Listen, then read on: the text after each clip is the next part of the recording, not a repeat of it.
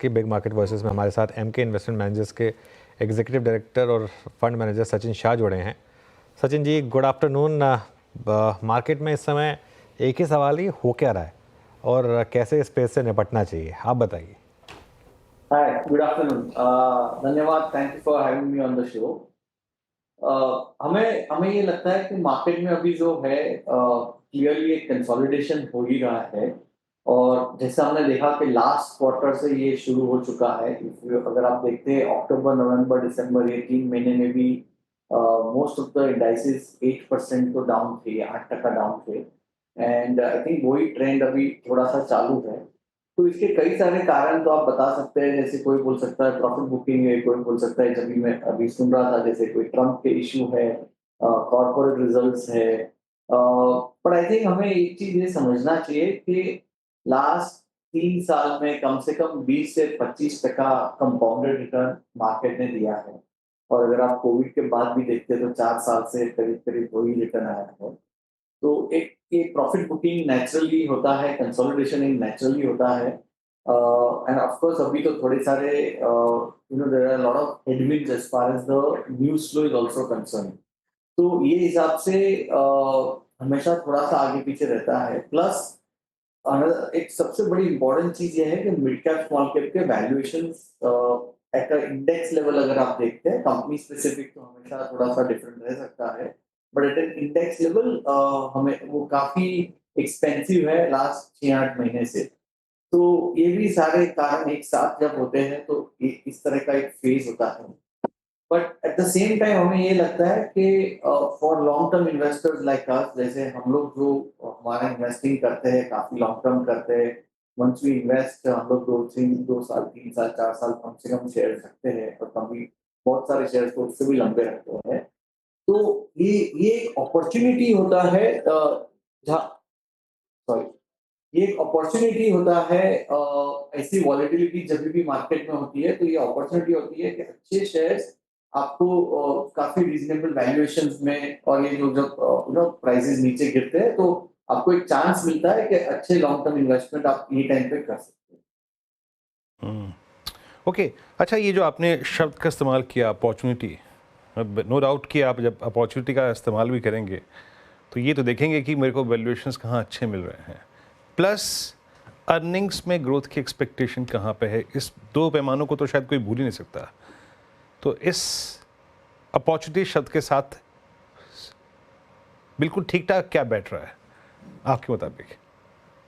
हाँ, तो जैसे मैंने कहा कि अगर आप नेक्स्ट 2-3 साल का व्यू अगर लेते हैं, 1-2 क्वार्टर आगे पीछे रिजल्ट्स कभी कभी होते हैं, क्योंकि कभी एक्सटर्नल एनवायरनमेंट ऐसा होता है, कभी इंटरनल कुछ चैलेंजेस होते हैं।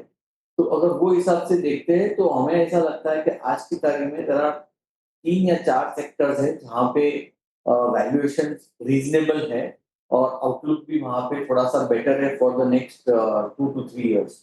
तो एक तो है प्राइवेट सेक्टर बैंकिंग, जहाँ पे हमें लगता है कि यहाँ पे वैल्यूएशन बहुत ही रीजनेबल है, और नेक्स्ट 2-3 साल उनके ग्रोथ भी ठीक ठाक ही रहेंगे, क्योंकि ये सब बैंक कैपिटलाइज्ड है, इनकी कैपिटल एडिक्वेसी रेशियो काफी अच्छी है, और they are also able to do good deposit growth, जो आज की तारीख में थोड़ा सा डिफिकल्ट है हर एक बैंक के लिए। पर प्राइवेट सेक्टर बैंक जो लीडर्स है वहाँ पे डिपॉजिट ग्रोथ भी अच्छी है।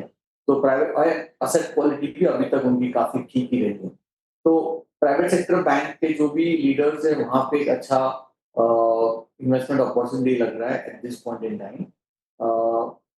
आईटी सेक्टर में भी अच्छा ही लग रहा है, बिकॉज अगर जो हिसाब से यूएस इकोनॉमी की अभी रिकवरी दिख रही है, और वहाँ पे बहुत सारे जो टॉप 500 कंपनीज या फॉर्च्यून 500 कंपनीज जो है, उन्होंने लास्ट 2-3 साल से उनके सारे बहुत सारे स्पेंडिंग पे कट कर दिया था, क्योंकि वो लोग सब they were all creating a war chest, they were all sitting on a lot of cash to basically to face the recession. But वो बड़ा what you say hard landing हुआ नहीं है यूएस मार्केट में, ऐसा देखा जाए तो। और अभी जो हिसाब से वहाँ पे कॉन्फिडेंस वापस आ रहा है, कॉर्पोरेट लेवल पे कॉन्फिडेंस वापस आ रहा है, तो I think the demand should come back very strongly for all the for the IT companies also, because the large part of the customers are coming from the US market. IT is another very good sector. तीसरा sector हमें जो अच्छा लगता है वो है pharma sector. यहाँ पे बहुत सारी कंपनीज है जो जिनका एक्सपोजर है contract research and manufacturing space में, CDMO स्पेस में। तो ये जो China plus one, Europe plus one, इनको एक बड़ा टेलविंड है इन कंपनियों के लिए। तो ये भी एक बहुत ही अच्छा सेक्टर लग रहा है नेक्स्ट 2-3-4 साल के लिए। सेक्युलर ट्रेंड है ये तो।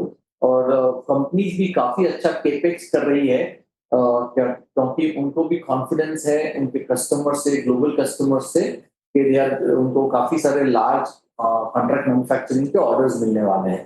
सो I think that's also one interesting space.